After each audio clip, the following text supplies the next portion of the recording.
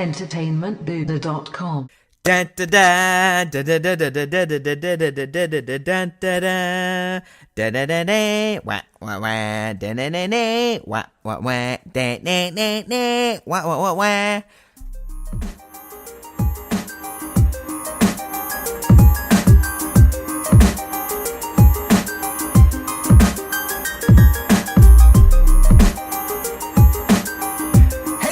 Welcome back to a brand new, and let me tell you, I am supercharged excited for this episode because for the first time in this cycle, we got some major Star Wars Episode 9 confirmation. So Nick and I have already popped our chubs. We might have already wheeled one off. You don't know. That's how big this news is. So we're definitely going to touch on that tonight in this episode of Star Wars Time, as well as some rumoristic, that's not a word, but it doesn't matter. It's Star Wars Time. Some rumoristic shit we've sensed in the Force this week for Star Wars Episode 9 that revolves around Snoke. Yes, Snoke, the guy that apparently is dead, but you never know. And honestly, if you believe what you've been reading on the internet about Star Wars Episode 9, it's starting to look like JJ is essentially putting everything in place to erase The Last Jedi and continue on with his vision in Star Wars Episode 9. And that's what you get, Disney, when you try to fucking hire and get cute and hire 3 different motherfucking creatives to do a fucking Skywalker trilogy. It's not the best way to do things, for sure. I mean, Nick, at this point, I'm just going like, and I'm not a TLJ hater, but it just adds fuel to their fire. It's like, why the fuck would you take this massive project that you know is damn near biblical for people and split its narrative up between 3 different creatives? I mean, what the fuck? With no control is like the biggest part here. And that was the illusion you and I were under for a long time, that, oh, it doesn't matter, right? I mean, I can hear us right now. Oh, it doesn't matter. I mean, you got the story group, right? And then we find out that the story group, they're essentially like the fucking fact checkers. They're just like, oh, yeah, sure, you want to do that? All right, cool. Yeah, it's like, no, you can't change Luke Skywalker's hair color. No, you can't give him a different lightsaber than he had before. Like, they were just there to say, like, everything needs to be consistent with what it was before. Story-wise, do whatever the fuck you want. Like, and to me, with hindsight now, and I hate to even say this because it like almost gives trolls a little bit of validity, but a JJ-led trilogy would more than likely, I'm saying with a 90% chance of likeliness, have been better than what we're going to get. I'll agree with that, but I'll also put this in, that if Ryan did the whole thing, it would be better than what it is now. Probably, without a doubt. It would be more cohesive, if anything else. Because I think, I mean, especially for people like you and my buddy Hank, that, I mean, you guys, Hank is even closer than you to the nut jobs. But you guys definitely did not love The Last Jedi for one reason or the other. Yeah. And I do think some of that stems from what you were shown in TFA. So you were just drawing natural bridges like, okay, well, this shit was set up here, so we should get more of it here. Yeah, I think that's what a lot of the sane people who have issues with The Last Jedi are. I mean, I'm not saying that's you. Like, you're sane, but your issue's more just specifically with Luke. Yeah. Where some people, it's like, well, I mean, what about Snoke? And what about this? And Finn? And yada, yada. And, like, it doesn't even feel like JJ gave a shit about any of the dangling threads. Yeah, exactly. That's kind of... Ryan, sorry. Yeah, Ryan. Like, the bridges did kind of feel either jumped over or burned in some places. And that's what's going to happen when you give somebody full creative control over a movie that's a middle act. Like, Ryan doesn't care what JJ was thinking about. Like, this is Ryan's one opportunity in his life to create a Star Wars movie. And you could see in that documentary the passion that he has for the franchise. So, you know, he was going to go out there and he was going to make something and he was going to put his stamp on it. And he did that. and it didn't jive with what the original part of this new trilogy was. Like, there were clear, I don't want to say conflicts, but there were clear places where story threads weren't continued, or where, certain characters didn't pay off the way that we had hoped they would. And that's fine in some cases. Like, if you're making a loosely tied together, series of films that just, feature some of the same characters, it might be okay. Yeah, like the fucking Divergent series. I mean, you don't do it with fucking Star Wars, let alone Bible Star Wars, which is Skywalker. Yeah, Skywalker Star Wars. I mean, like, that's the one that you want to fuck with the least. And, like, he just, to his credit, like, he went all out and he made a fantastic film, but he made the story and I think you'll agree with me, and I don't think Nick's saying this. It's not like Ryan said, hey, man, fuck JJ. JJ's stupid. If Ryan is a fucking artist just like JJ, and he's going, well, this is the story I want to tell. Exactly. Like, it has nothing to do with JJ, all respect, but this is what I want to do.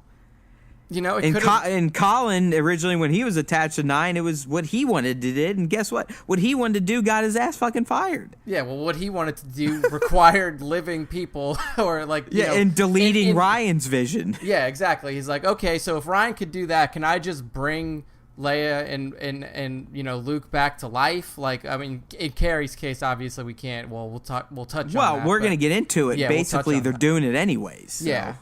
But he wanted to essentially have Leia and Luke be primary characters in that movie, and with what Ryan did, that just wasn't possible. And then with Carrie Fisher's death, that's also it was possible. Unrealistic, because in the end, this new trilogy has never been about Leia, Luke, and Han. No. And if you couldn't figure that out, you don't deserve to direct one of these movies. Yeah, I mean, I was always under the impression that going into Episode 9, we would have one original cast member to me, left alive. To me, they were gravy. I mean, they were like the cherry on top. Yeah, and I mean, we're getting another cherry on top here, that we're going to talk about pretty soon. I mean, really, 2 cherries if we're going to talk about OT characters. Let's get right into it. So, why I already derailed the cast as we usually do here in Star Wars time. The main story tonight, my friends, is that finally, after all these months of speculation, and as Nick and I have said, we talk about the speculations on the cast, but in terms of our sidearm, entertainmentboo.com, I haven't paid any attention to any of the rumors about 9 because nothing official is coming out. Well, guess what? Today, at the last hour on a Friday, Lucasfilm dropped the official canonized cast list for Star Wars Episode 9. Yeah, the official. This isn't like exclusive in capital letters, and then it's not real. That's still the best part.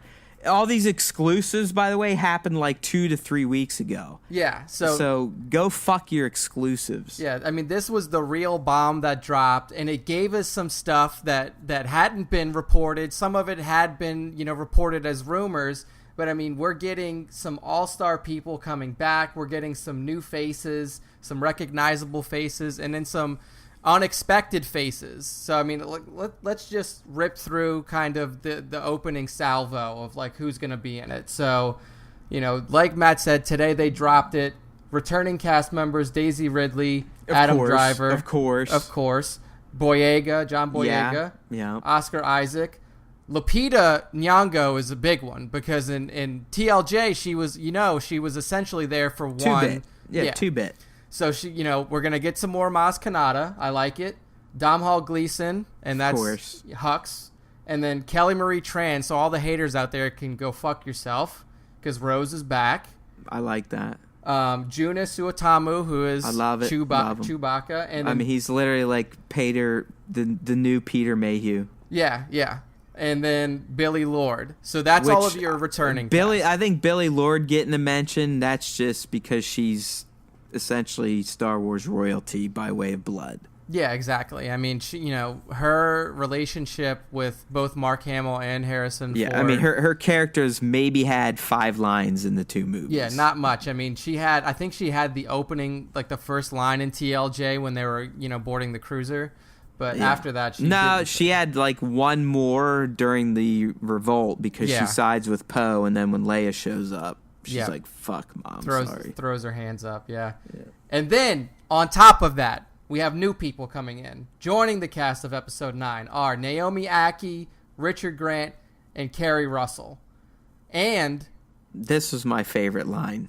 Who will be joined by right here. veteran Star Wars actors Mark Hamill. Boom. Anthony That's all that's okay, boom. You can stop right there. That's all I needed. Yeah. I mean, both of us had talked about Luke coming back in this movie. Well, Mark himself put out on Twitter not more than maybe 2-3 months ago, I'm done with this shit because I don't want to deal with the fans, essentially. Yeah, and then like I never really 100% bought into that because I know that Hamill, like, you know, he plays with his Twitter a lot. He likes to, you know, it's never something like that though. It's never like he's a motherfucker, dude. He duped me hard this weekend at SDCC when he said that he was Orange Vader.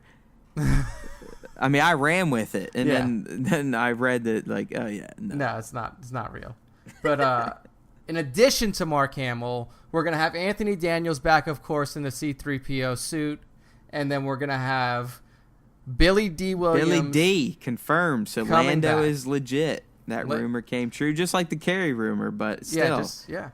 And then the big. Really the bomb here. It gets a whole paragraph to itself in the press release. And this is, you know, something that we had discussed in previous casts on how they were going to do it. Now we know how they're just the way they write it. Read it. Read it. The role of Leia Organa will once again be played by Carrie she's Fisher. Alive. I mean, they're not even considering her being dead anytime soon. No, yes. And it says what the fuck? Using previously unreleased footage shot from Star Wars Force Awakens. And this is from JJ. We desperately loved Carrie Fisher. Finding a truly satisfying conclusion to the Skywalker saga without her eluded us. Yeah, he's exactly right. It eluded. I mean, all of us, I think, were like, how do you even do this? Yeah, I mean, there was no good way to do it. We essentially came to the conclusion that, like, you either kill her in the crawl or you have to have like an opening funeral. I mean, I think we were pretty much at that point okay with just writing her off in the crawl and having a funeral with like a wax body. Yeah, exactly. Go ahead, finish the paragraph because it gets even better. Yeah, so it says, we were never going to recast or use a CG character. With the support and blessing from her daughter, Billy, we found a way to honor Carrie's legacy. By the way, that's why Billy's listed in this press release. More than likely, yeah. To honor Carrie's legacy and role as Leia in Episode 9 by using unseen footage we shot together in Episode 7. Dude, did that not just floor you? Yeah, I mean, it's fantastic. Like, I mean, where do we even go with this, man? Because everybody knows, you know, even the deleted scenes that we get with Blu-ray extended cuts and stuff like that, it's not everything that hits the cutting room floor. So, but I mean, I guess one thing I was kind of riffing on, do you think, because we do know, I mean, I don't know if it's ever been officially confirmed or not, but we do know that JJ essentially had a treatment for the entire trilogy. Yeah. I mean, that was kind of the news out there, yeah. With that being said, do you think on TFA he was shooting any of that for tests? Or do you think they just somehow got extremely fucking lucky and shot footage that is going to be usable? Well, I mean, I guess they did get lucky, right? I mean, unless it is JJ was just fucking around and like filming potential scenes for 8 and 9. We're talking about a pure stroke of luck here. Yeah, I really do feel like it's luck. I mean, dude, there's so much to talk about with that paragraph. I don't even know where to start. I mean, we can start here. Our theory's dead. Yeah, pretty much. There's no fucking write-off in the crawl. No, that's not happening. I mean, if you're gonna take the time to go through unused footage and construct scenes, you're not killing her in the crawl. Yeah, it's gonna be. What's gonna be interesting to me is to see how and if she's gonna interact with other characters. Like, did they shoot, like, you know? Did they shoot? That's what I'm saying, man. Like, it's so mind or something like that. I'm talking like my mind still like it. Whenever I think about this, my mind just blows itself over and over. Yeah, because how they're gonna use this footage is gonna be the most interesting thing in this film. Like, did they? If we think about her role in Episode 7, primarily she was at the base. She was at the Resistance base. Like, she didn't leave the base. So yeah, I mean, she's either going to be in her purple fucking mechanic's vest or her blue regal outfit. I mean, that's what I mean. Unless they just were filming scenes for fun for future movies, I don't know what you do here. I don't know. I mean, do they somehow like rework her mouth movements and dub in new lines? I can't compute it. yeah, I mean, the one thing that they could have, And I'm not working on upset. Like I'm excited. I'm intrigued. I'm not like, don't get me wrong. I'm not sitting there going like, man, this is going to be a disaster. I'm just going like, wow, what the fuck are they going to do? Yeah, the one thing that that could really save them here is I assume a lot of the stuff that was shot, in and around the Resistance base had some green screen in it. So, even if you can use that a little bit to kind of rework the setting, maybe right. move it to wherever you're going instead of having it in a physical location. Some rumors we've heard, and we've even talked about, that they're shooting at that air base that they actually in the 70s and for Rogue they used for the Misc Temple. Yeah, for Yavin 4. So if you remember what the base looked like in TFA, you could very easily dub in some Yavin 4 action there. Oh yeah, exactly. Like a lot of the tech looked similar. The interior of it was very, very earthy, earthy, rocky, natural tones. Yeah, it's not like you're going from, Hoth, Echo Base to Yavin 4. You're going from essentially something that looked just like it to Yavin 4. Like, what I really want to see is character interactions, dude. Like, there was a lot of talk about... how does she talk to the fucking new Rey? Yeah. I mean, is Rey. that even a possibility? Or even, I mean, if we remember, JJ talked a lot about bringing in Luke earlier in episode 7, and he said they tried it, but it just didn't work out. It felt like whenever Luke came in, he took over. So I wonder if there were scenes filmed between those two somehow, like if there was some sort of like force interactions between Leia and Luke that were filmed for 7 and were never used, and now they can bring those back in some way. Like, there's a lot of potential here, especially like you said with Rey, even with Poe. I mean, we know that the main storyline for TLJ revolved around, at least outside of Rey, revolved around Poe and Leia. So there was a lot of interactions between those two characters. It's gonna be really fucking crazy to see what JJ and Chris Terrio, and obviously, there's gonna be a lot of work done in editing and then probably in CG as well to make this fit together and look cohesive. That's the scary part. It's like, can you I know, man. Like, can you? I mean, here's my take, and just what my brain can compute at this point. I still think this shit's presented early on, if not the first act, and it is at a rebel base that is very similar to what we saw in TFA, and Leia sacrifices herself for something. Yeah, I mean, it would make, if you're working with cut footage, which is probably not a lot, I would assume that they're not going to be able to stretch her role out through the whole film. Yeah, I still think she has to be waxed within the first act. Yeah, that's a safe bet. And what we see after that is primarily, with this casting announcement, would primarily to me be focused on possibly looping in Lando. Does Lando come in before or after? Well, I mean, that's what we were talking about when the rumor was out. Like, I mean, the only reason I think Billy D was even called in, basically from the bullpen, was like, all right, well, fuck, we lost Carrie way before we thought we would, and we got to have some connection to the OT. Yeah, and Hamill's coming back. I mean, okay, that you can't just throw that line out there like that's just fucking common. Like, oh, yeah. I mean, let's dive into that. I mean, that warrants a deep dive too. Yeah, it does. I mean, I'm actually like going on Mark's Twitter right now to see if he said anything. No, because he's always quips about shit. Yeah, I mean, honestly, dude, his Twitter has been surprisingly quiet. Like, here. And we're not going to go any further in this. I think it's all a direct result of what happened to Gunn. Because Mark's a very outspoken anti-Trump guy too. Yeah.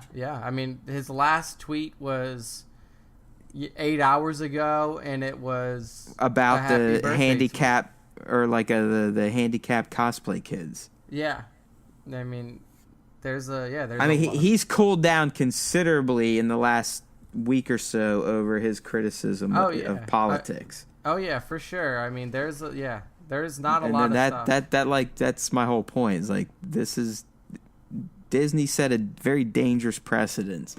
Yeah. And then what is this? Oh, he posted something. Shout out to Ku Milham, aka Chelsea. Oh, for no particular. Yeah, his kid. Yeah, his kid, because she got a Last Jedi. She apparently figure, she was in TLJ, and all three of them were. They're actually on the final cut. Yeah. There's like a quick cut when they're in the cave at the very end where it's the Hamill kids. Okay. Yeah, so that's his pinned tweet right now, is Chelsea's figure. So yeah, I mean. So anyways, Luke Skywalker's gonna be in Episode 9. So in what capacity are you thinking? I think we talked about it, like coming back as like the Kenobi role, playing that Force Ghost Jedi mentor to Rey. And that's what we were talking about leading up to this. When we were under the impression that Hamill might not be coming back, we were saying, well, who is it then? Like, she doesn't know Yoda. She doesn't know Obi. I mean, she's heard Obi's voice, but that was about it. But now, with Hamill coming back, I feel like he plays that similar role to what Alec Guinness played in episodes 5 and 6, where he comes back at key moments to give maybe pieces of wisdom that he didn't impart during his time with Rey. Well, and the more I think about it, the more I'm like, man, that would just, to me, complete the full arc of Luke Skywalker's journey.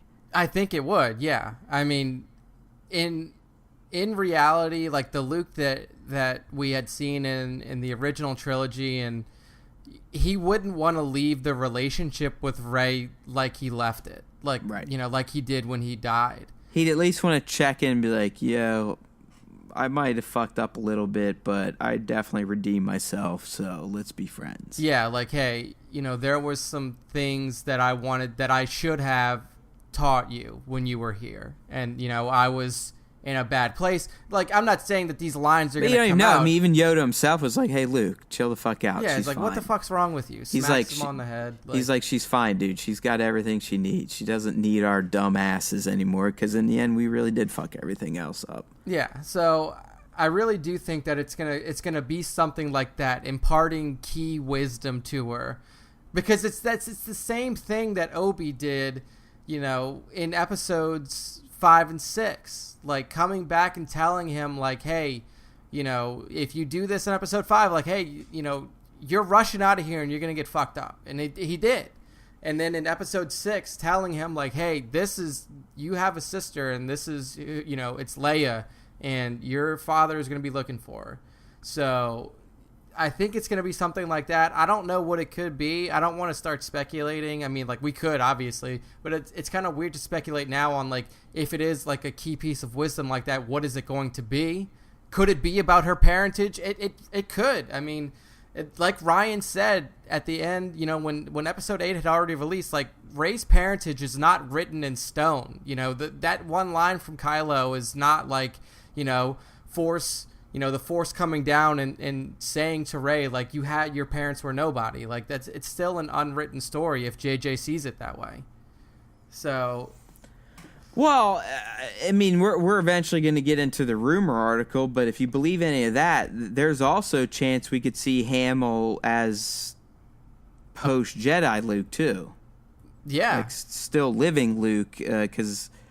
I mean, there's hints that there could be a lot of flashbacks in 9 to kind of maybe fill in some of the shit that Ryan just kicked over it went along with the table when he fucking kicked it. Yeah, exactly. Like, we saw flashbacks in 8 showing the relationship between he and Kylo.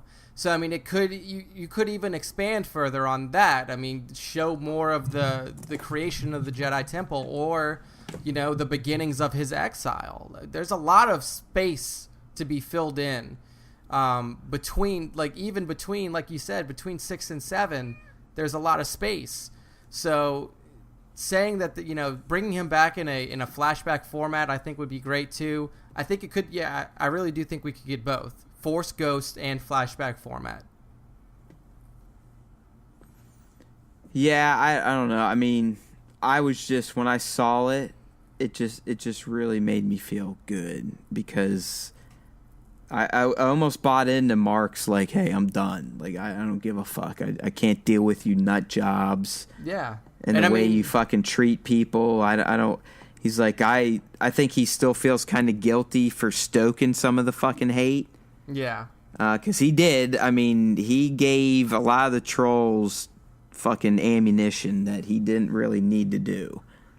Yeah, exactly. Like, he didn't. I don't think that he or anybody else expected as visceral of a reaction. No. I don't think when he gave those interviews, I think it was coming from a true and honest part of his soul. I don't think he knew that it would be used as essentially the 10 commandments for fucking the trolls to justify their hatred, their hate speak. Yeah, I mean, and then using that as fuel to target Ryan and target Kelly and, all of these other people who were involved. Yeah, I mean, like, even see, Mark Hamill said it's fucking shit. Fuck you, Ryan, you fucking hack, you ruined my... I mean, that's exactly what it turned into. Yeah, and he probably struggled with that for a while, but... I mean, at his core, I mean, the reason that he has this... I mean, I don't want to diminish... Don't take this as a diminishing remark to anything else he's done. His time as the Joker is amazing. But the reason that he has his star on the Hollywood Walk of Fame is for playing Luke Skywalker. I mean, he played Luke Skywalker in such an iconic fashion that that's not even considered. Yeah, I mean, that character will live long past Mark's lifespan, long past probably me and Matt's lifespan. I mean, that is an iconic character that will live through film history forever. I mean, yes, he's played roles that people within the geekosphere know, like us. Like, he's iconic for playing the Joker. And then, playing in, the Flash TV series as I can't remember. I think it was like Trickster. Trickster, yes. I mean, he's had a lot of cameo roles in other movies as well. But I mean, he is who he is in Hollywood. Cockknocker and Jay and Silent Bob Strike Back. Like, yeah. Dude, it's like, that's what he's like. A lot of voiceover work, a lot of stuff for video games, animated series, and everything like that. But there is no, I mean, let's be real, there is no Mark Hamill career without Luke Skywalker. Exactly. And I feel like even if he did legitimately have those feelings, like, I'm done, once it came down to it and like he sat down with JJ, he realized, hey Mark, 10 mil, bro. Yeah, that didn't hurt either. 5 mil, 10 mil, I mean, okay. We're talking 40 minutes of work here. So, what do you think? Right. Exactly. But I really do think that, like, deep down, he probably realized that closing out the Skywalker saga, because that's what this is. This is the end of it. Closing out the Skywalker saga without Luke Skywalker is not possible. Like, he has to come back. I mean, if it's just ghost form, I'll be fine. If we get some flashbacks, I'll be even better. But the fact that I know he's attached now just really made me feel good today. I when I read that, and I went into, when you sent me that link, I went into it immediately like, okay, is Mark? I mean, that's the only person I cared about. Yeah, because like you opened it, and I was waiting for you to like comment on the Leia. Oh yeah, thing. the first thing I said was Hamill. Yeah, I mean, so I'm not fucking overinflating this for the podcast. I mean. And I didn't mind Luke's portrayal in Jedi, but when he died, I was... And this goes back years when Nick was flaunting in front of my face, like, hey, man, he's fucking dead and ate, you pussy. And I'm like, nah, man, fuck that. And you're like, you're gonna kill him, dude. And then when they kill him, Nick's like, I fucking hate them for... They fucked him up. I fucking hate him. Like, dude, you're the one that fucking called this from day one. I did. I cursed myself on that. I was like, yo, this is what you wanted, and now you're fucking pissed off. And I was the one who's like, I was okay with how Luke was portrayed, Nate, but I still, when I left, I'm pretty sure I said to the guy I saw it was like, man, they better bring him back as a ghost in 9. Yeah. Because I wasn't ready for him to just be done that way because, as Nick just said, and I think he's 100% right, and I do believe in this as much as I enjoyed how Luke was portrayed. Luke needs to make amends with fucking Rey. Oh yeah, I mean, he did her wrong. I will admit that. I will tell you that he did her wrong. I'm not saying that he was portrayed wrongly in TLJ. I don't think he was, based on if you really look at Luke's past and how things have played out, and that he actually learned lessons. Like, if I just run off and do something, it usually ends in bad. But he did the character of Rey wrong. Yeah. She did not deserve to be treated that way, cast aside. And that's why I always felt like he had to come back in 9 to rectify that. If it's only to talk to Rey, I'll be okay. Yeah. And I mean, that was kind of shown in his final lines in TLJ. You know, right, I am not the last Jedi. Exactly. Yeah. Like, he's essentially passing that mantle on to her. Like, you are the future of the Jedi. Right. He finally realized, like, this kid's pretty special, and she'll be all right even though I fucked her over. But I as a fan, I was like, man, Luke, you got to go back and talk to Rey. Yeah. You can't leave that relationship the way it ended, in a fight. And Luke basically pussing out like, no, I'm not. I'm still not going to go. Yeah, exactly. Like, those two just smacking at each other until Rey has him on the ground, and like you said, even in that moment, here's again, this is why I should write. Even if it's Luke coming back to tell her that she's a Solo, and like that's why I didn't want to go all in with you, because you're dangerous. Yeah. Like, you're just as dangerous as Kylo because you're his fucking sister. Well, that's something that they could bring back from TLJ, because he said that to her. Like, he said that to her when they were training. Like, I've only felt power like this once before, and he was referring to Kylo. Right, so maybe now that he's passed, he can now see in the Force that Leia was hiding that Rey is his fucking niece. Yeah, I mean, it's possible. I mean, it's definitely plausible that he wouldn't know that. Or if he even knew it. It just, that to me would be fucking... Right there, I think, would probably make 2/3 of the angry TLJ fans get over their anger. Like, if he was just like, listen, the reason I shut you down is because you are a Skywalker. Yeah, you have Skywalker and blood. I could not trust you to handle the power, because look what happened to your fucking brother. Yeah. I mean, even look what happened to him. I mean, in that moment, look, with like Kylo, even I was ready to kill my own family. Yeah, I mean, there is an inherent dark side streak. Yeah, basically, we are all fucked up, and that's why I was so jaded. I just gave up on us because we're just pure evil. I mean, my father was Force Jesus, but he turned into Force Devil. Like, what the fuck? Like, it just needed to end for me. But he's like, nah, I've seen something in you, Rey. You're gonna fucking bring us back.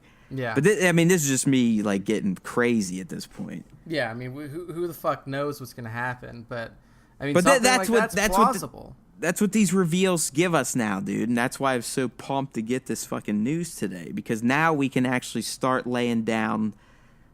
Like, and this legit. is a weird. Yeah, I was gonna say we can't really say legit speculation, because what does that even fucking mean? Yeah, but I mean what? This is legit bullshit, at least. If anything else, exactly. I mean, at least the speculation that we're throwing out now is based off of confirmed. Yeah, we casting. now know for a fact that Luke is in 9, and that just makes me smile. I mean, like, previously to this, when we had the rumors talking about, JJ talking to Kerry Russell to come in and play a role, people were already like, she's gonna play Mara J. Skywalker, and we were just like, look. That would be amazing, but it's like, you realize you're like bullshitting on top of a bullshit rumor that we don't even know is going to happen yet. Like, it just seemed right. Like but now we can actually go. Well, she could play Mara J. Skywalker. Who fucking knows? Like, I mean, I don't know if we want to like jump into like the other rumor bits now that we have on episode 9, but like that is one of the pieces that's always been talked about for this movie. One of the rumors out there is that there is. There was casting going on for episode 9 for a character named Mara. And like, if you know anything about it, yeah, the name has definitely been attached to the production. Yeah. Be it Mara Jade or fucking Mara Haywood. I mean, who knows? But that first name was definitely attached to production. And if it is Carrie, I mean, let's run with that. I mean, could Rey be seeking her out to just maybe even get her own resolution with the way Luke treated her? Like, hey, you were close with this dude. What the fuck was his problem? Like, why did he treat me like a pile of shit? Yeah, exactly. I mean, there's a lot of places that they could go with a character like Mara Jade Skywalker. I mean, I almost feel like the original line for her is kind of hard to pick up from here, because if you've read the old EU stories, she was a former Imperial assassin who was essentially trying to kill him over and over again. No, I mean, she worked directly for Palpatine, right?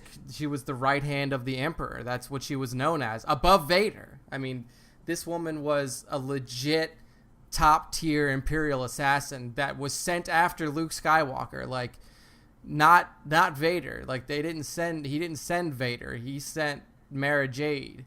And eventually Luke was able to turn her back to the light side. She became a Jedi, and, you know, spoiler, I mean, I guess the spoiler alert for old EU, but like, well, it doesn't matter. It's fucking aborted anyway. It doesn't matter anymore. She eventually died at the hands of her nephew, Jason Solo, when he was going through his dark side transition to Darth Caedus.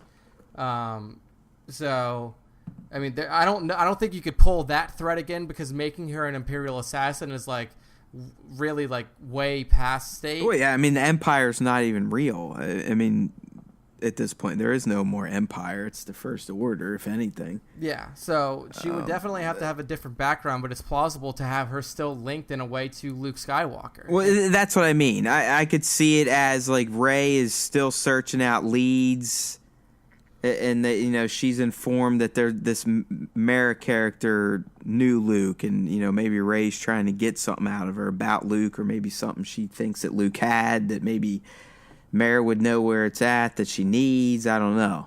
Yeah. But, there's a lot of opportunity for a character like that within this franchise.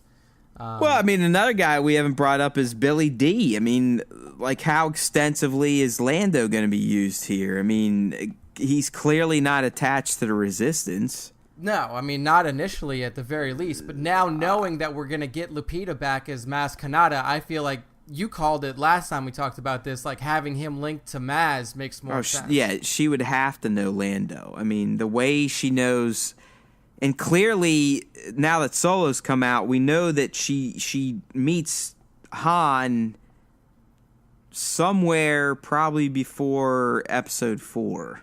Yeah, I mean, but after Solo, and probably after you know, multiple years maybe after Solo. Yeah, it's like what would have been a Solo sequel probably after that. I mean, it was clear in 7 they had a relationship, very clear.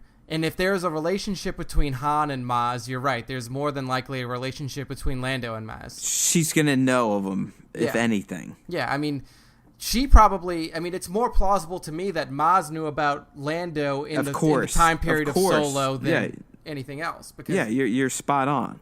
Yeah, I mean, he was a big name in the underworld even at that time, so I'm sure they had interacted. Well, I mean, yeah, even in Solo, they were still kind of pitching it that Lando was already an established smuggler or elder statesman, and, you know, Han was almost like a kid to him. Yeah, like Han, like he saw like Han some punk, as like this, yeah, some punk upstart trying to make his bones, as they say in the fucking mob world. But like, yeah.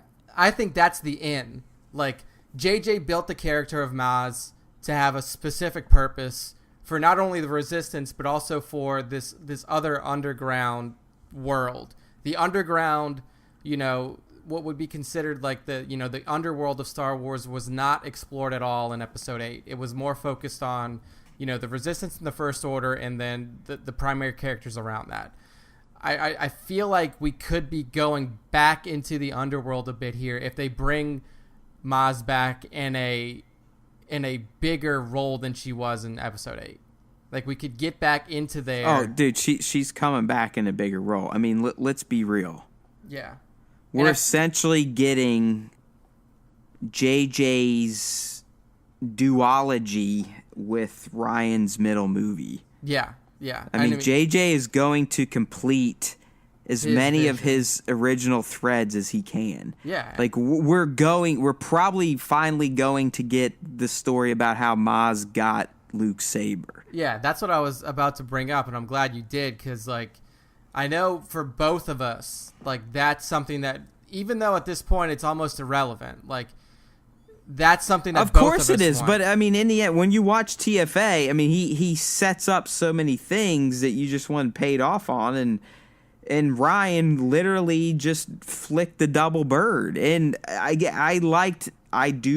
still like, I enjoyed The Last Jedi, but I think with some hindsight now, I'm gonna lean towards especially now that he's doing 9. At this point, I wish JJ just did the whole goddamn thing. Yeah, I mean, you would have gotten. It would have been way more cohesive than what we're gonna get in the end. Yeah, I mean, and say what you 9 will. 9 is essentially gonna look like a Band-Aid movie at this point. Yeah, I mean, I hope he doesn't try to cram like 2 movies worth of story into this to try to fill in everything that was That's what missed my buddy today is like, man, he's probably asking Disney if he can make a 4-hour movie. It's like, hey, look, man, this is the last one. Can I go like? Can Yeah, I can just I go just- like Lord of the Rings extended cut? Yeah, Return can of I the just King basically long? make my episode 8 and 9 one movie? Honestly, if it was 4 hours, I would sit down and watch it 5 times. Well, fuck yeah, we would. I mean, to me, the aspect of 4 hours the Star Wars movie sounds fantastic. I'm Yeah. like,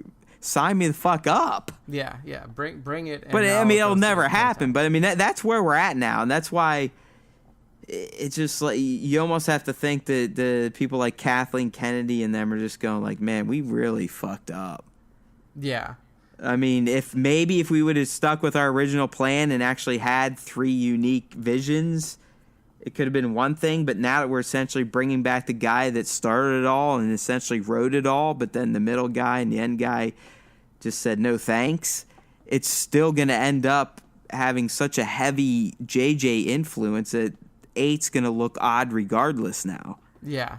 There's no working around it. Like, at this point, you can almost look at TLJ as a standalone, like, because there's gonna be reference to 8 and 9. It's unavoidable. I mean, we see Kelly Marie Tran's name as one of the top listed returning cast members. Right, and honestly, I think that's outside the utter destruction of the Resistance and the death of Snoke, Rose is going to be the most prominent carryover from 8. Yeah, I mean, there's nothing that he can do that JJ can do about what happened to the First Order.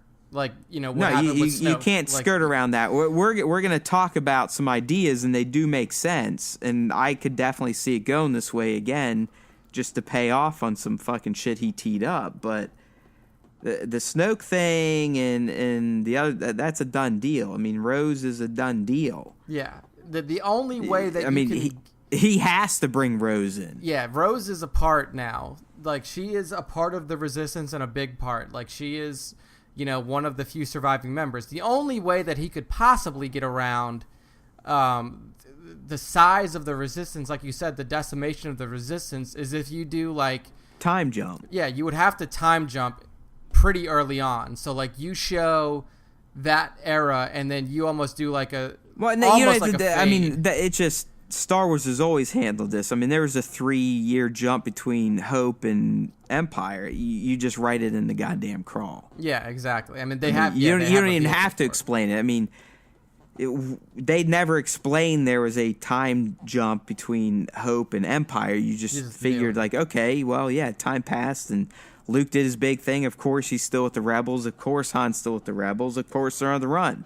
Yeah, exactly. So they're like the time. Yeah, I guess. Yeah, so they could easily set up that 9 is 3+ years later than 8 without having to show it visually. Yeah, and then you come back to a Resistance that maybe is not full strength. Like it was they could at this point previously, they could be calling it the Rebellion. Yeah, exactly. You just and it is a lot like it has replenished some of its ranks. Yeah, I mean, having that call from Luke, calling the rebellion, and well, obviously nobody at the Resistance heard that. Like, that was lines directly to Kylo. But, like, if they're rebranding and they are moving to Yavin 4, then, like, you just bring this shit back as the rebellion against the First Order. And you don't even mention the Resistance. I can see it now, no. I mean, even people, they were like, oh, man, I wish JJ did 8. Now it's going to be... Well, he's just fucking hacking A New Hope again. Got fucking good guys on the fucking Yavin 4, fucking shit. Like, nobody is going to be happy. Regardless of what happens, nobody's... There are going to be people out there that's going to be unhappy with this. There's going to be people like us. Oh, of course there will be. I'm telling you right now, I'm going to be happy as fuck. I have no doubt. Like, J.J. Abrams, to me, can do no wrong. Like, he's...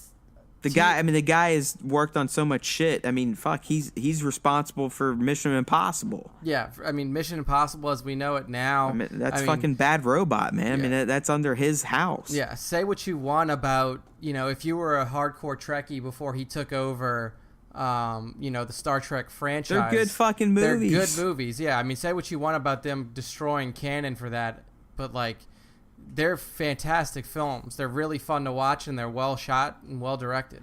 I know we didn't do all of them, but I mean, they're so good. Great. People don't realize that fucking Thor was in the original. Yeah, that was the Kelvin. He was he's literally fucking dad. Kirk's dad. Yeah, exactly. I mean, so the man is a fantastic, visionary, creative mind, and like until the day I die, The Force Awakens will be the most emotional on-screen movie experience I've ever had. I mean, it had everything. It hit highs. It hit lows. I mean, in terms of the Star Wars saga, for sure, I think so. Yeah. I do think so. Because, I mean, obviously, when I first watched the original trilogy, I was a little kid. I didn't have real emotions yet. Exactly. I mean, obviously, I bought into it, and it highly affected me. But in terms of, like, actual human emotions, they weren't developed. Because, like Nick said, I mean, TFA, geez, I mean, there's still... I mean, it's been weakened at this point just due to overwatching. But the fight in the forest damn near leveled me the first 5 or 6 times I saw it. Oh, yeah. Like, I mean, the moment that Skywalker saber butt is stuck in the snow and John Williams' fucking Luke Jedi theme kicks in, my eyes would automatically just start watering. Yeah, I mean, I'm just getting chills thinking about it. Like that. And when it went, I mean, the first time I saw it, when it went to Rey, I was like, oh my God, dude, my heart almost fucking popped out of my chest. Yeah, I mean, it was... That, like this is my childhood, this is my life. Yeah, I mean it hit on so many beats that we wanted to see. Like the moment that Chewie and Han walk back onto the bridge of the Falcon and say we're home. I mean, again, there's so many moments. JJ like knew that. Exactly what he was doing. Yeah, I mean, you can say whatever. Ryan wanted to get cute. Yeah, like JJ, you could call him derivative all you want, but like. He's no fool. No. Like, he knew how to tug on the heartstrings and hit exactly those moments that Star Wars fans wanted to see. He provided fan service without it being... At the detriment of the story. Exactly. Yeah. So, and there's going to be a lot of opportunity for him to do that in Episode 9. Like, there's still a lot in play here. And you can make the argument that a lot of people that bitched about 7 got what they wanted in 8, and they probably ended up hating 8 more than 7 anyways. Yeah, I mean, because their big beef with 7 was like, this is A New Hope. Fuck you. Well, guess what? Some guy came around and literally exploded everything and made his own unique entry, and people are now threatening people's lives over it and tanking subsequent Star Wars movies. Yeah. So what are we talking about, people? Like, what do you fucking Star Wars fans want? Yeah, Do you want retreads or do you want something new? And I mean, like, even calling TFA a retread is just like... It's a cheap critique. It's just like what brain dead people do. Yeah, it's like, look, if you can't see, the fact that it's at most... a an homage or a mirror and not a retread, then like just please. It shares themes. It doesn't retread shit. I mean, it's yeah. Where's the Obi-Wan Kenobi was one of the primary parts of TF or not TFA of A New Hope. Like, and there is no Obi-Wan Kenobi within TFA. He's the whole linchpin of the story. I mean, the characters don't meet each other without Obi-Wan Kenobi. Yeah, exactly. So like the fact that key character is not there means that the whole retreaded idea of TFA being just another New Hope is blown up. Like, all you have is similar looking locations. Like, that's what you have for this, and then like a giant space station. Like, that's your idea. Again, like I said, that's just what dumb people latch onto, because that was just the most obvious correlations. Like, yes, there are two big space stations, and they essentially flew in a trench to blow it up. I mean, yeah. They even call it out in the fucking movie, though. They're like, here's the Death Star, and here's Starkiller Base. Like, they even called out their own use of it from the other movie. So it's not like they were trying to steal and blow it past people's, brains. Like, they knew what they were doing, and they called it out. But yeah. So yeah, like we were saying, so much good shit from Star Wars Episode 9 here. Fucking pumped. I mean, it's just a casting announcement, people. So if you're new here, just wait till we start getting fucking set production updates. Yeah, production updates. I mean, we just riffed for almost an hour on a goddamn 3-paragraph casting confirmation. Yeah. So the one other thing that we have to hit on, and you kind of, hinted to it a little bit, was if JJ wanted to bring back Snoke, there is a possibility. Yeah, so there's some rumors floating around out there that JJ is heavily considering providing some more answers or at least some backstory for Snoke. Because, he was this ominous figure in TFA, and then before you know it, he's struck down by his apprentice in 8, which I still didn't have an issue with narratively, because it now ascends Kylo to a higher station in life than even his grandfather made it to. But Snoke is still someone that I think needs some explaining. So this article goes on to essentially state that there are rumors that via flashbacks we're going to get to see more of Snoke's origins, and more than likely, if this does happen, we're going to see him pre his disfigurement. And what they really tie it into, and I think they're just reaching here, is that this could be JJ essentially going for the Snoke is Plagueis. Yeah. So here's the thing on that. Like, they could do it, and this is early on, like pre-TFA. If you go back and listen to some of the first Star Wars Time podcasts, like before we were even calling it Star Wars Time, like there was a lot of talk from me about him being Plagueis, and then like just his physical look and stuff like that. But at this point, I'm over that. Like, I think that having Snoke as his own person would be fantastic, and I think it would give JJ more room to create the character outside of an already established kind of bucket. Well, and I agree, but I don't know if you read it in full here, but essentially, like, they're even saying that Lucas may be coming to consult on this, because this goes back to his whole philosophy to where every trilogy should be essentially interconnected. Exactly, like a symbiotic circle with the other ones. Yeah, I mean, interconnected within the Sith Lords is the way that it's happened, because like you had in the prequel trilogy, you had the ascension of Darth Sidious, who was the primary Sith villain in that movie. Right, who made it to his station by supposedly wiping out Plagueis, so it would almost make sense that Plagueis comes in and takes over the remnants of his failed apprentice. Of his failed empire, which I think would be, like, I think honestly, it'd be cool. I mean, it would be cool. Yeah, and it would make that line in Episode 3 pay off. And I mean, like you just said, Lucas kind of wanted to pay off on all his shit. And if he didn't want that Plagueis line to pay off, then he wouldn't have said it. Because essentially that could have just been, like, you could have replaced Darth Plagueis the Wise with a powerful Sith Lord, and then still had the same effect on Anakin as you did with the Plagueis name. Like, he didn't care. Anakin didn't care who it was. All he cared about was the power itself. The Plagueis name was dropped for a particular reason.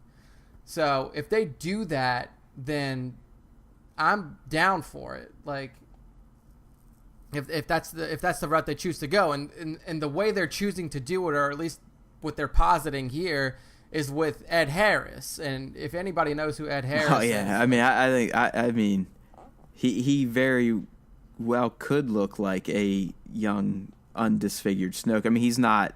They'd obviously have to make his frame look bigger and all that stuff. Yeah, but I mean, he does have, like, if you look at Ed Harris's face and you look at Snoke's face, like, they are very.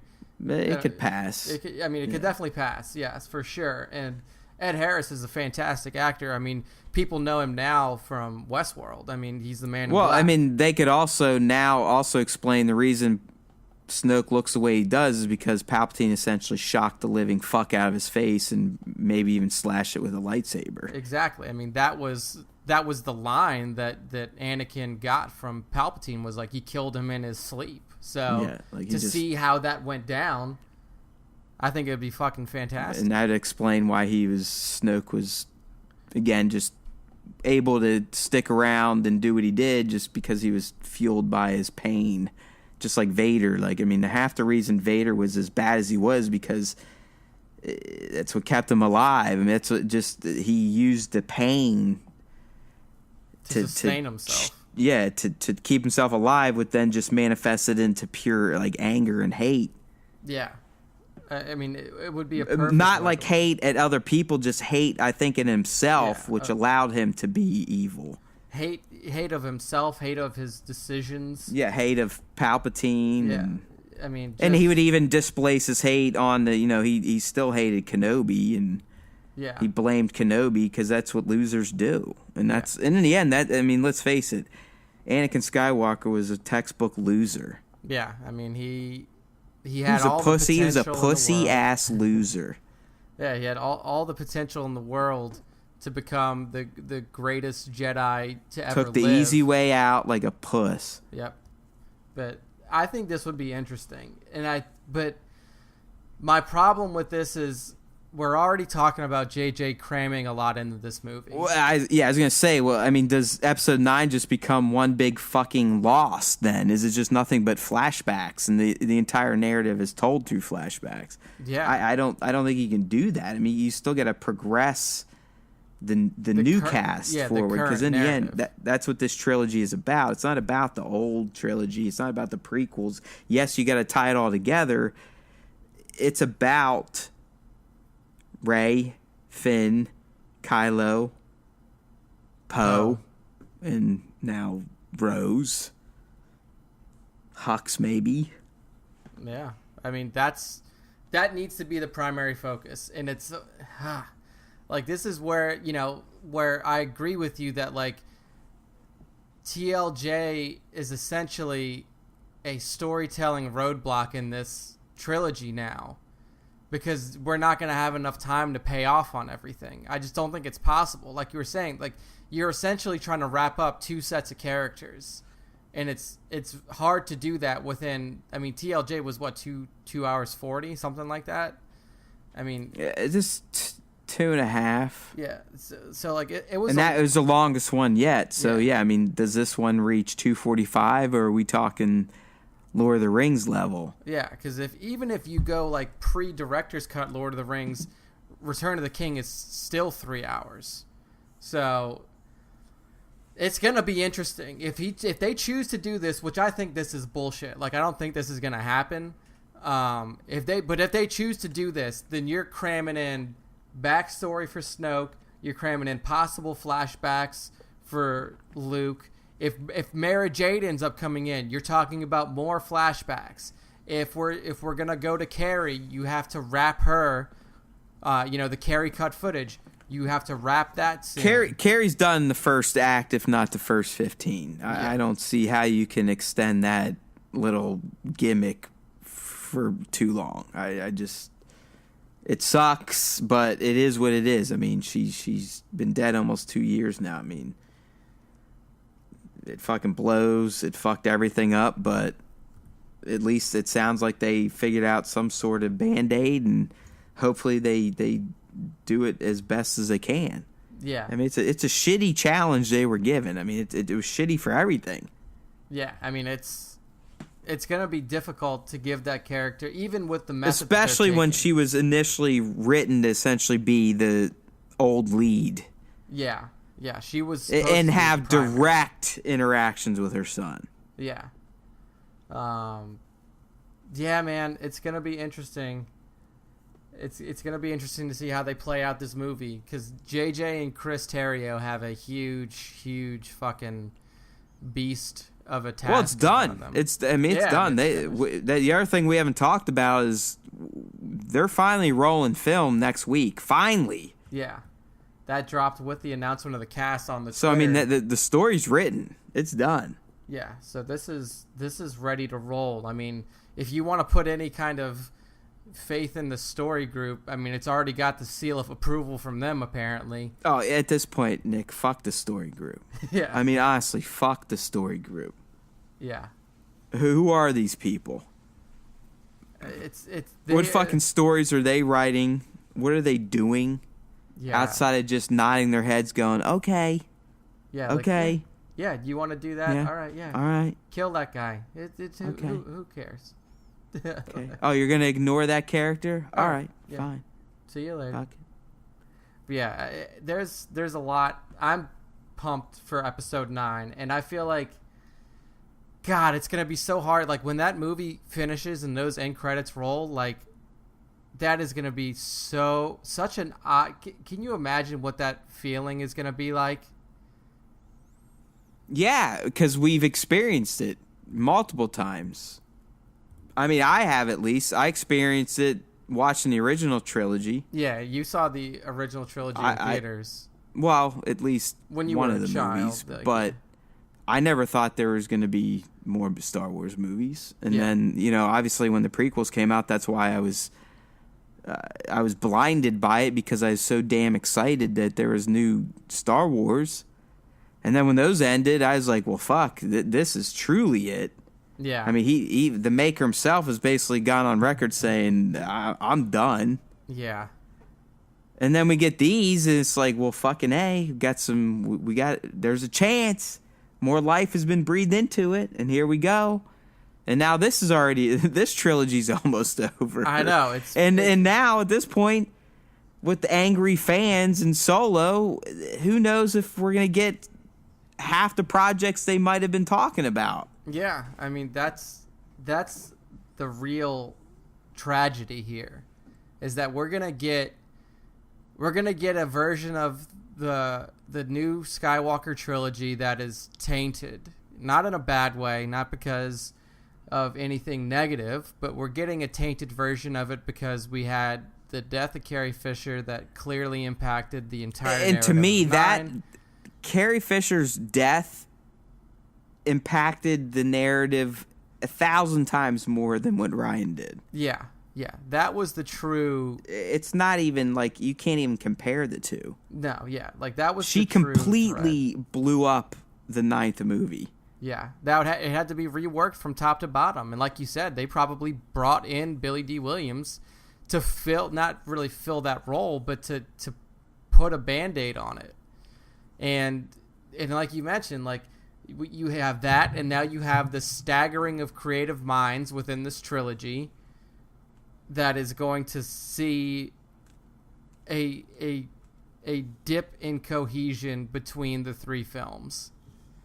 And even though we as like hardcore fans are going to notice that, it's still going to be like, it is going to be gut-wrenchingly difficult to watch the end of episode 9 and know that like you will never see Luke Skywalker on film. Yeah, no. I mean, well, you never know.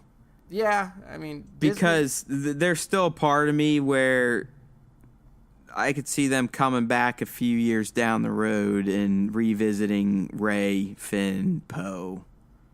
And who knows if Homeboy is going to be around. Yeah, I mean, they definitely could. But it's going to be that it's gonna be a rough thing to watch, and like I'll watch that movie in theaters 10 times. But the point is, I mean, look where we're at now. We're still seeing stories told about Luke, Leia, and Han, and we're 40 plus years past the first original movie. I mean, so I'm not saying we're gonna see Daisy Ridley returning to Rey 3 years from now. Do you think it could be 10 years from now, 20 years from now? That Boyega, Ridley, and Isaac just signed like a lifetime contract with Disney? They were just like, here, you signed this 50-year contract. No, not lifetime, but I think it's the same thing with Hamill, Ford, and Fisher, where they're in this universe and they were the leads. They are forever those characters. So if Disney or whoever owns it 20 years from now wants to bring him back in, I mean, they're going to be offered. Yeah. I don't think it's going to be like, you have to do it. I think it's going to be like Mark Harrison and Carrie, where they're like, hey, you guys want to get back together? I don't know. Well, do you see these dollar signs? Okay. Yeah. And I mean, who knows what's going to happen to the movie careers of these people after. Oscar Isaac, for one, I think will be fine because he was a star before this trilogy came out. Like, not a star. They're all. I mean, even John's landed big movies. Daisy's landed big movies. I mean, I think they're fine. I think they'll do. It's a different world. I mean, they're not like when Mark, Carey, and Harrison were there, where they really were just kind of typecast or blackballed because they played in a nerd movie. I mean, Harrison broke out, but that was it. Harrison broke out to me primarily because of Indy. Like, he was able to show that not only could he play a lead in a science fiction film like Star Wars. I don't even know if it was like that they could prove they could play different roles. I just think other studios were like, we can't touch you because you will forever be Luke fucking Skywalker in everyone's minds. Yeah. But I think like what I was trying to say is like when did Raiders release?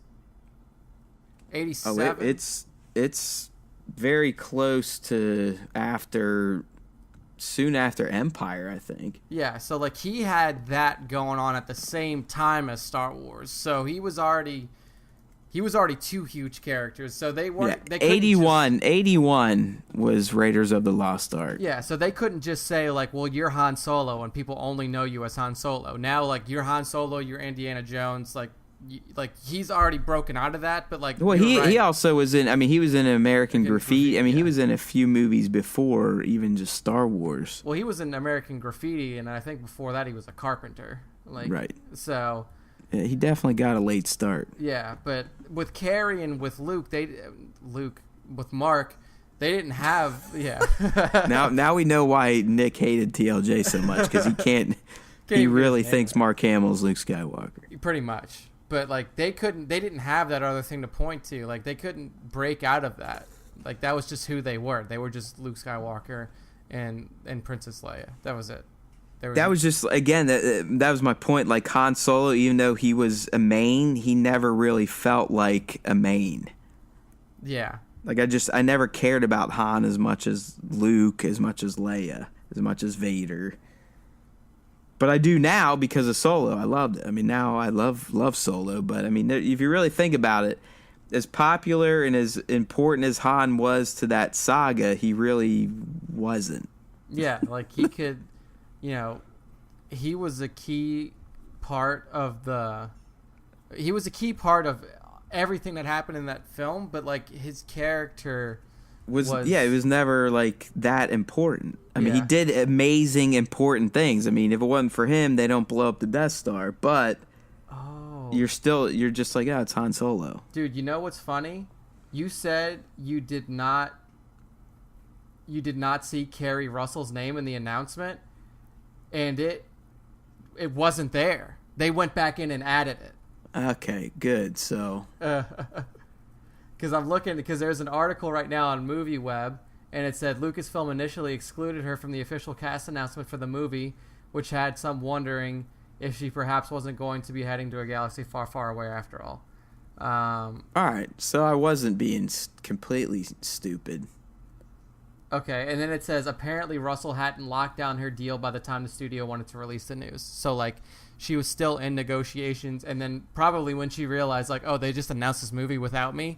Well, I mean that happened within 5.5 hours. Then yeah, it happened fucking quick, because I didn't remember seeing it either, but like we didn't call it out when we were initially talking because we were too busy talking. Well, I wrote the post on my phone as soon as you sent it to me. I was at the gym, you sent it to me, I couldn't handle it. I wrote the post from my phone, and I didn't put her name in because it wasn't fucking listed. And then when you're like, "Oh man, she's in it," I'm going, "Man, how the fuck did I miss that?" Yeah, I just saw an article on online saying that she was left out the initial thing. So you weren't wrong, but yeah, so I think like you said, we talked for an hour. No, we hit it all. I mean, the only other thing I don't really want to go into, I just want to mention it, but there's and if I remember, and I never do, and one of these days Nick's just going to have to start sending me like reminder notes for what to type up when I actually publish the podcast. Yeah.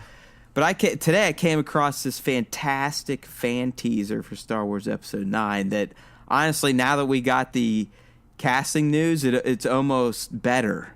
Yeah. Because it really, the way these people cut it together, it really plays on Rey still exploring her past, and Kylo and why she was dropped off, and Maz talking to her, and it was really well done. So I'll try to link that in the write-up when we do the cast, or if you are listening now, hopefully it's in the post. If you came to us from entertainmentboo.com and not iTunes or Stitcher or whatever, but it was pretty well done. I mean, it definitely got me a little emotional, but hey, they're shooting next week.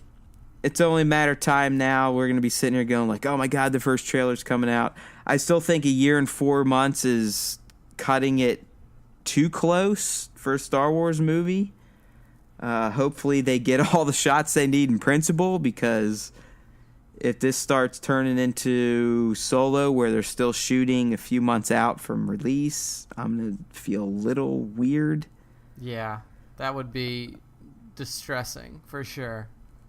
But the fact that we finally got official word who's going to be in it, I think it starts opening up a lot of doors for us to start speculating on what we are going to see and where things are going to go in 9. So hopefully you strap in for that ride, because we might not get much in week 1 because shooting starts by next mid-August. We'll definitely have some sort of set pick that leaks, or any kind of set rumors, news from the set to talk about, to really build off of not only the announcements that we got now, but all of the speculation that we've already thrown out. So it's an exciting time. Matt had been calling it for a while, saying, filming is definitely going to start in July.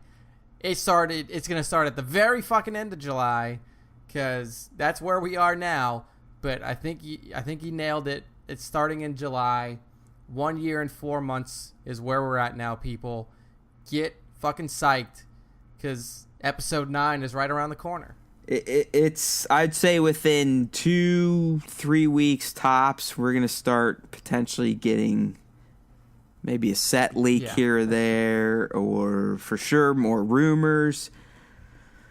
So stay with us. Go on the ride, strap in, be our Red 5, get your fucking X-Wings and the S-foils in the ready position, because we are entering the last leg of this new trilogy, which is insane to think about, that we're already here. That's how quickly time goes when you're having fun, or when you're hating Star Wars. Time still goes fast. Hopefully you're loving it, because we're not down with the hate. Either way, stay tuned, tune in, tell your friends. We need it. We love it. Please share Star Wars Time. If you have a Star Wars geek out there, hell, if you have an iTunes account, or if you know people that have an iTunes account, go give us a rating. The more ratings we get, the easily we will be found. We deserve to be heard by more people. We appreciate the couple hundred of you that download the show every month. Trust me, we love it, but we deserve more. We're better than some of the other Star Wars podcasts. I've never listened to them, but I just know we're better, because it's Matt and Nick. All right, my friends? Stay tuned. We will be taking a break coming up soon. I think we might try to squeeze one more in before that break. But until then, you know what to do, and that is to make sure that the Force is with you, always.